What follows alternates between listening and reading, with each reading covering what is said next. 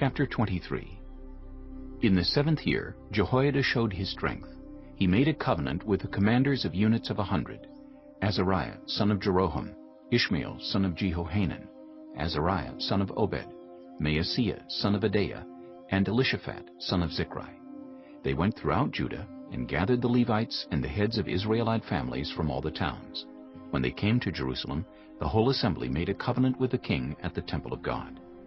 Jehoiada said to them, "The king's son shall reign, as the Lord promised concerning the descendants of David.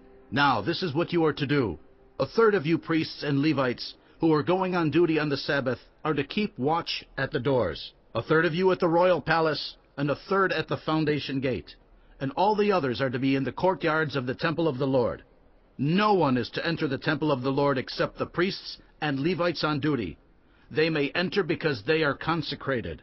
But all the others are to observe the Lord's command not to enter. The Levites are to station themselves around the king, each with weapon in hand. Anyone who enters the temple is to be put to death. Stay close to the king wherever he goes." The Levites and all the men of Judah did just as Jehoiada the priest ordered. Each one took his men, those who were going on duty on the Sabbath and those who were going off duty, for Jehoiada the priest had not released any of the divisions. Then he gave the commanders of units of 100 the spears and the large and small shields that had belonged to King David and that were in the temple of God. He stationed all the men, each with his weapon in his hand, around the king, near the altar and the temple, from the south side to the north side of the temple. Jehoiada and his sons brought out the king's son and put the crown on him.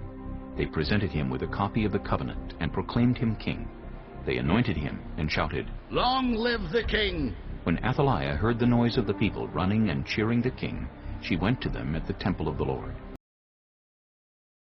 She looked, and there was the king standing by his pillar at the entrance. The officers and the trumpeters were beside the king, and all the people of the land were rejoicing and blowing trumpets, and musicians with their instruments were leading the praises.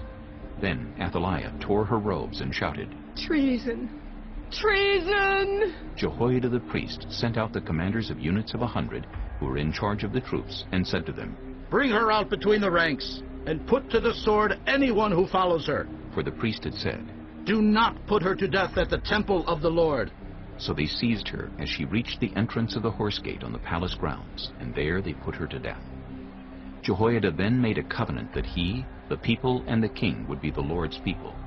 All the people went to the temple of Baal and tore it down. They smashed the altars and idols, and killed Mattan, the priest of Baal, in front of the altars. Then Jehoiada placed the oversight of the temple of the Lord in the hands of the Levitical priests, to whom David had made assignments in the temple, to present the burnt offerings of the Lord as written in the law of Moses, with rejoicing and singing, as David had ordered. He also stationed gatekeepers at the gates of the Lord's temple, so that no one who was in any way unclean might enter. He took with him the commanders of hundreds, the nobles, the rulers of the people, and all the people of the land, and brought the king down from the temple of the Lord. They went into the palace through the upper gate, and seated the king on the royal throne. All the people of the land rejoiced, and the city was calm, because Athaliah had been slain with a sword.